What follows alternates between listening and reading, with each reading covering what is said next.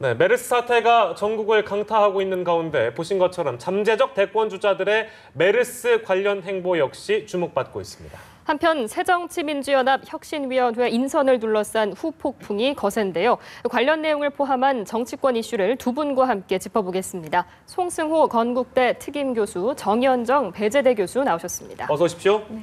안녕하세요. 방금 이제 들어온 속보나 보도를 좀 보니까 한미 정상회담을 그렇게 일정을 재조정해가지고 쉽게 빨리 만날 수 있는 게 가능하냐, 네. 어떤 이런 우려를 좀 불식시키는 내용이 아니었나 싶은데요. 전화 통화 어떤 내용이 저희가 자세하게 알 수는 없습니다만 일단 그 광경을 어떻게 보셨는지요? 일단 전화 통화 오바마 대통령과 박근혜 대통령께서 전화 통화를 하신 건 아주 잘하신 것 같아요. 제가 볼 때는 잘하시고 그 통화 내역 중에서 이제 오바마 대통령이 박근혜 대통령의 방미 연기 결정에 대해서 충분히 이해한다. 그리고 박근혜 대통령의 판단을 지지한다. 이런 취지의 얘기를 했다고 그래요. 지금 그런 면에서는 분위기는 이제 괜찮은 것 같아요. 근데 문제는 당초 연기할 때 이제 최대한 양측이 합의한 부분이 최대한 빠른 시일 내에 그리고 양측이 편안한 시간 안에 이 단서가 붙었는데 사실 그 미국의 대통령의 어떤 외국 정상 간의 정상회담은 연초에 다 일정이 잡힙니다. 연초에요? 연초에 잡힙니다. 그래서 박근혜 대통령의 방미 이 일정도 미국과의 협의 과정에서 연초에 잡혔던 거예요. 그렇기 때문에 이제 이 이후에 그러니까 6월 이후에 7월부터 연말까지 우리 입장에서는 가능한 한 박근혜 대통령께서 방미를 하셔가지고 한미 현안을 좀 협의를 해줬으면 좋겠는데 미국의 오바마 대통령 일정이 그렇게 간단하지는 않을 거다. 그래서 자칫하면 한미 정상회담이 올해를 넘길 수도 있고 또 만약에 이럴 수는 있어요. 만약 오바마 대통령이 예를 들어서 동남아 쪽으로 가까이로 오는 경우가 있다면 그런 일정이 있다면 도리어 또 있다면 한국을 잠시 들르는 그런 경우는 있을 수가 있을 거예요. 박근혜 대통령과 오바마 대통령의 전화는 실제로 이번에 이제 급하게 취소가 된 거잖아요. 물론 이제 우리 국내 사정이 여의치 않았던 부분이 있지만 일각에서는 외교적 결례 이런 오해도 나올 수 있는 상황이어서 박근혜 대통령이 직접 오바마 대통령과 얘기를 하는 부분은 그런 오해를 좀 종식시키고 가는데 상당히 중요한 기여를 했다 이렇게 보고 있고요. 두 번째는 일정의 문제인데 이번에 실질적으로 좀 우리가 지켜봐야 되는 거는 이게 한국과 미국의 양자적 관계에서 이루어진 방미가 아니거든요. 미국이 실제로 초청하는 형태의 방미란 말이에요. 그 이유는 미국이 지금 아시아 재균형 정책이라고 하는 것을 내놓고 있어요. 그래서 9월에는 시진핑 주석이 방문하게 돼 있고 지난 4월에는 아베 총리가 지금 방문을 한 상태였고 지금 6월에 지금 박근혜 대통령이 방미를 하는 거거든요. 그러니까 이런 어떤 연장선상에서 하는 거기 때문에 미국 입장에서는 실제로 이 방미가 상당히 중요한 것이죠. 이른바 아시아의 재균형이라고 하는 거대한 틀로 지금 접근을 하고 있기 때문에 그래서 제가 보기엔 한 7월이나 8월 정도에 좀 우리가 적극적으로 요구를 하거나 한다면 그런 큰 틀에서 미국이 일정을 조정할 가능성도 있어 보여요. 그리고 근데 우리가 전략적으로 어느 때 가는 것이 가장 좋은가를 놓고 보면 저희도 7, 8월이거든요. 그 이유는 뭐냐면 8월에 지금 아베 담화가 준비될 예정이에요. 그럼 그 전에 가는 게 그렇죠. 좋겠네요. 아베 담화에서 우리가 지금 과거사 문제라든지 여러 가지가 있죠. 그러면 그 오바마 대통령과 박근혜 대통령이 얘기를 해야 될 부분이 있어요. 이 과거사를 어떻게 정리할 거냐, 일본을 어떻게 견제할 거냐 이런 것들이 한미일 중 관계 정상화에 상당히 중요한 의미가 있기 때문에 박근혜 대통령이 정상회담을 가셔서 하실 수 있는 얘기가 있단 말이죠. 그래서 그 7, 8월 정도가 가장 좋은 일정일 거라고 얘기가 나와요. 그래서 미국도 전향적으로 좀 고려를 해야 되는 거 아니냐. 이 전반적인 어떤 아시아 정책이라고 하는 차원에서 그러니까 그런 차원에서는 7, 8월이 가장 적합해 보입니다. 또 하나 이제 이 박근혜 대통령의 방미 관련해 관심을 우리가 끄는 부분이 김무성 새누리당 대표의 방미예요. 그것도 이제 연기를 해야 이제 된다는 얘기가 원래 나오고 당초 이제 있더라고요. 7월 중순에 이제 김무성 대표가 미국을 방문해서 여야 그다음에 그 상하원 관계자들을 만나서 박근혜 대통령이 당시 이제 6월 14일 예정대로 가셨다 오시면 그 뒤에 후속적인 조치를 양국 의회 간에 후속적인 조치를 이제 박근혜 대통령 외교를 이제 도와주는 지원하는 측면에서 하기로 했는데 대통령께서 이제 방미가 연기되는 상황에서 여당 대표가 먼저 또 가시기도 그렇고 모양이 그렇죠. 그래서 아마 김무성 대표 쪽에서는 아직 결정은 안 내린 걸로 알고 있는데 예. 아마 연기 쪽으로 지금 가닥이 잡히고 있는 것 같습니다. 예, 예. 마침 지금 김무성 대표 이야기를 꺼내주셔서 관련해서 좀 여쭤보자면 최근 네. 메르스 사태와 관련해서 김 대표의 행보가 주목을 받고 있거든요. 뿐만 아니라 새정치연합의 문재인 대표도 남경필 지사와 손을 잡는 모양새를 연출하기도 했었는데 어떻게 보고 계십니까? 저는 이번에 이제 그 김무성 대표 부산에 그 돼지국밥을 한 그릇 맛있게 먹는 그 장면을 보고 역시 참 정치인은 메시지다. 메시지다. 국민에게 예, 어떤 예. 메시지를 던질 것이냐. 이게 가장 중요한데 네. 지금 메시지 국민들이 지금 이 메르스 사태로 인해서 굉장히 불안한 이런 예. 상황인데 이 부분을 안정시키기 위해서 지금 그 부분이 정치인들이 사실 해야 될 가장 중요한 역할이에요. 여기에서 그 딱 중요한 세 분을 꼽는다면은 네. 박근혜 대통령, 김무성 대표, 문재인 대표예요. 근데 박근혜 대통령이 이제 뭐 방미가 연기되고 난 뒤에 아직까지는 뭐 조금 이렇게 서민과 가까이 가는 그런 아직까지는 뭐 움직임은 보이지 않는데 아마 뭐 계획을 하고 있겠죠, 청와대에서. 그 네. 부분은 좀 더 빨리 그 부분을 제가 빨리 좀 박근혜 대통령께서 좀 땡겨주셨으면 하는 게 제 개인적인 바람이고 예, 예. 김무성 대표처럼 저렇게 현장을 가서 예. 뭐 오늘 또 이제 박원순 서울시장도 뭐 그 갔다 오셨는가 모르겠는데 지금 시간상으로 예. 이런 적극적인 시민과 같이 하는 서민과 같이 하는 이런 모습은 정치인이 국민들에게 보여줄 수 있는 신뢰를 줄 수 있는 아주 긍정적인 효과가 있는 것이고 예. 또 이렇게 적극적으로 나서는 것이 정치인의 의무입니다. 어쩌게 보면. 긍정적인 평가를 해주셨고요. 뭐 예. 긍정적인 평가를 할 수도 있지만 예, 예. 이게 이제 사실 정치인들이 이미지 관리하는 그 국면은 좀 상황이 좋을 때 또는 할 수 있는 역할이고 저는 좀 김무성 당대표가 좀 역할이 너무 없지 않았느냐. 예. 지금 이제 이 메르스가 상당히 확산되어지고 정부의 대응 문제라든지 예. 또 당청 협의가 제대로 이루어지지 못하는 이런 이른바 여러 컨트롤 타워와 통합적인 노력들 이런 것들이 부족한 상황에서 김무성 당대표가 역할이 그동안 없었다. 예. 물론 지역 경기가 지금 굉장히 불안하고 또 국민들 감정도 불안하기 때문에 그걸 어루만지는 것도 굉장히 중요하지만 예. 이걸 대처하고 관리해 나가는 이런 역할에 있어서 김무성 당대표의 좀 역할이 너무 없었던 것은 아니겠느냐라고 하는 것이고요.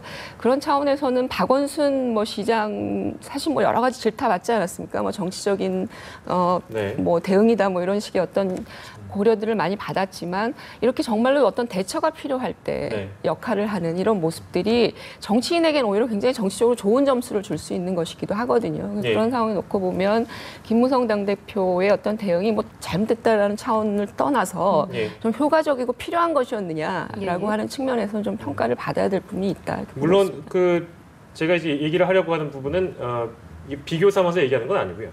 안철수 의원 같은 경우에는 이제 의사 출신인데 존재감이 좀 미약하다는 평가를 이번에 좀 내리는 것 같아요. 그 부분은 어떻게 보시는지 교수님?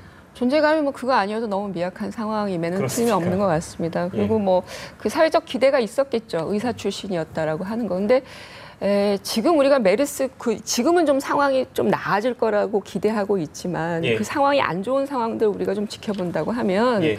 사실 말뿐이고 여러 가지 해석을 낳는 그런 행위 자체를 섣부르게 하는 것도 정치인에게는 별로 좋은 게 아니죠. 안철수 의원이 지난 조선일보 6월 4일 그 인터뷰에서 밝혔지만 어떤 행위 자체가 정치적으로 읽혀진 것이 상당히 부담스러울 만큼 메르스 확산 속도가 굉장히 우리가 좀 안 좋았었고 예. 그래서 좀 객관적인 행보를 해야 될 필요가 있다라는 생각을 했던 것 같고요. 예. 그런 차원에 놓고 보면은 이것을 정치적으로 이용하기보다는 좀 더 차분하게 그 상황을 좀 지켜보고 또 전문적인 어떤 그 정보나 이런 것들을 좀 찾아내는 이런 역할들을 좀 하는 것이 필요했었는데 예. 그런 것들은 충분히 못했었다라고 하는 측면에서는 평가할 부분이 있다라고 보여지고요. 예. 이 대목에서 제가 다만 하나 뭐 이미지 이런 말씀 부분에서는 좀 끝나셨네. 다른 부분이 있다고 예. 생각이 돼요. 예, 교수님. 제가 꼭 하나 지적하고 싶은 게 당정청 관계예요. 지금 네. 조금 전에 얘기 나왔는데 국가가 어렵고 국민이 불안할수록 청와대와 정부 여당, 청와대와 행정부와 여당 예. 원활한 모습을 국민들한테 모습을 이제 제시해 줘야 되는데 네. 지금 전혀 그렇지 못하고 있어요. 새누리당에서 당청 협의를 하자. 청와대가 지금 할 시간 아니다. 이런 모습을 보는 국민들 어떤 마음이 들까? 어려울수록 더 긴밀하게 협의를 해야 되고 청와대가 여당도 설득을 못하는데 청와대가 야당을 어떻게 설득하겠어요? 예. 그럼 또 야당은 청와대와 여당이 대화가 안 되는데 그 여당이 무슨 근거를 가지고 야당을 설득하겠어요. 예. 그래서 이때만큼은 더 청와대가 적극적인 소통의 자세로 나와야 된다. 그 지적을 꼭 하고 싶습니다. 알겠습니다. 이번에는 야당 이야기로 넘어가 볼 텐데요. 새정치연합의 그 혁신위원회가 오늘 첫 회의를 열고 본격 활동이 시작했는데 네. 그 명단이 나오자마자 뭐 한쪽으로 쏠렸다거나 친문재인 인사라거나 이런 비판들이 많았는데 혁신위원회가 어떻게 혁신을 할 수 있을까요? 어떻게 보십니까? 먼저 결론적으로 말씀드리면 예. 혁신위원회를 혁신할 다른 또 위원회를 만들어야 된다는 생각을 가지고 있어요. 재혁신위원회가 재혁신위원회가 또 나타나야 될 것 같아요. 예. 가장 먼저 제가 그거 지적을 하는 이유는 뭐냐면은 조국 교수가 예. 혁신위원장을 먼저 맡아달라고 제안을 했잖아요. 예. 근데 본인이 안 맡았어요. 그렇다면 끝까지 안 맡아야지. 그러니까 위원으로 들어갈 게 아니었다. 위원으로 안 들어와야죠. 조국 교수가 위원으로 들어왔다. 그렇다면 조국 교수는 전방에 서긴 싫은데 뒤에서 위원으로서 뭔가 역할을 자기가 하겠다는 뜻이고, 그다음 거기에 또 최인호 씨라고 예. 부산 이제 당협위원장인데, 저하고도 뭐 개인적으로 뭐 제가 그분을 잘 아는 분이지만 네. 어떻게 보면 문재인 대표보다 더 친노 성향을 가지고 있는 핵심이에요, 그분이. 중앙에서는 잘 안 알려져 있지만 네. 노무현 대통령이 국회의원 할 때 이제 비서관을 하고 시작부터 이광재, 안희정 예. 이쪽 라인하고 같이 온 분인데 이런 면면을 보고, 그리고 또 하나가 네. 486 그 출신들이 꽤 들어가 있어요. 학생운동권 출신들이. 지금 비노들이 요구하는 게 뭐냐면은, 자, 친노 개파 없애라. 그 다음에 486 학생운동으로 대별되는 이념 정당 모습을 없애달라. 이 두 가지예요. 예. 근데 그 모습이 지금 혁신위원 안에 보면은 면면이 그 안에 다 들어있어요, 제가 볼 때는. 그러니까 혁신위원들이 아마 비노 쪽이나 다른 호남 정도 세력에 아마 이 혁신을 하겠다는 기대감을 예. 줄 수 있을까? 저는 좀 부정적입니다. 문제는 혁신의 내용일 것 같습니다. 그러니까 뭐 지금 들어가 있는 구성 인사를 가지고 왈가왈부할 만큼 야당이 지금 세월이 좋지 않기 때문에 예. 어떤 형태로든 국민적 관심과 국민적 지지를 끌어낼 수 있는 그런 어떤 획기적인 혁신안이 나와야 되거든요. 네네. 네. 그러니까 그렇다라면 조국 교수라든지 지금 말씀하신 그런 강성 인사들이 내놓는 내용이 사실은 좀 매력적이어야 할 거예요. 그러니까 예. 그런 차원에서 좀 지켜봐야 될 부분이 있다라고 생각이 되고요. 뭐 예를 들면 조국 교수 얘기한 거 아니까 물갈이 공천 뭐 40% 얘기했고 예. 뭐 기성 정치인들 어려운데 나가서 싸울 수 있는 그런 제도를 만들어야 된다. 뭐 이런 얘기했으니까 예. 그게 정말 그 실효성 있는 대안으로 나와주기를 바랄 뿐이고요. 예. 그러니까 그런 차원에서 좀 더 내용에 집착 좀 지켜보는 이런 네. 혁신이 같이 돼야 되는데, 좀 우려스러운 것은 지금 송 교수님 말씀하신 것처럼 물갈이 공천도 중요한 과제지만 야당이 안고 있는 혁신의 방향 중에 하나가 뭐냐면 이념적 그 지향의 변화예요. 그러니까 네. 우리가 중도 노선이라든지 기타 등등 이런 것들로 사실은 정강 정책이라든지 이런 것들이 바뀌어야 되고 네. 이런 것들을 제대로 구체화시킬 수 있는 인사들이 이번 혁신위에는 상당히 없다.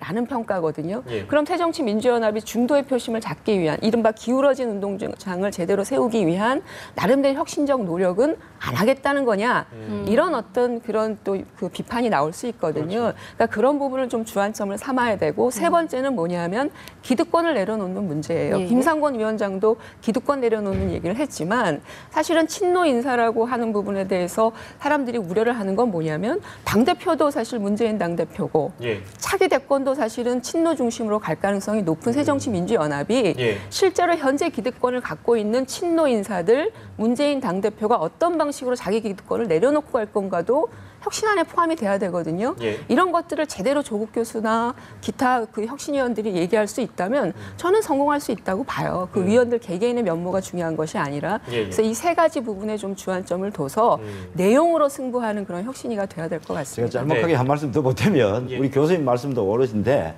저는 내용도 중요하지만은 네. 형식도 중요하다고 생각을 해요. 자, 예. 지금 친노, 범친노가 많이 들어가 있다. 예. 이미 바로 비노는 지금 반발하고 나오고 있습니다. 그러면은 자, 이런 혁신위원회에서 만들어낸 안이 과연 얼마나 설득력을 가질 것이냐. 내용도 중요하지만 그보다 형식이 먼저 앞서야 되는데, 이 형식 면에서 예. 지금 혁신위원회의 면면들은 이미 점수를 많이 잃고 있다. 그러고 최소한 친노라고 하는 분들은 포함을 안 시켰어야지. 예. 아, 친노 패권주의 그야말로 이제는 포기하려고 노력하고 있구나. 예. 이렇게 인식을 주는 거예요. 그런 면에서 친노가 들어가 있다는 건 제가 볼 때 아주 부적절한 그런 인선이었다. 전체 이런 생각을 구성- 죄송한데 예. 두 분 죄송한데 저희가 메르스 사태 때문에 예. 시간이 조금 없어가지고 네. 오늘은 좀 일찍 마무리하겠습니다. 다음에 다시 한번 모시겠습니다. 오늘 말씀 여기까지 듣겠습니다. 송승호 건국대 특임 교수, 정현정 배재대 교수였습니다. 고맙습니다.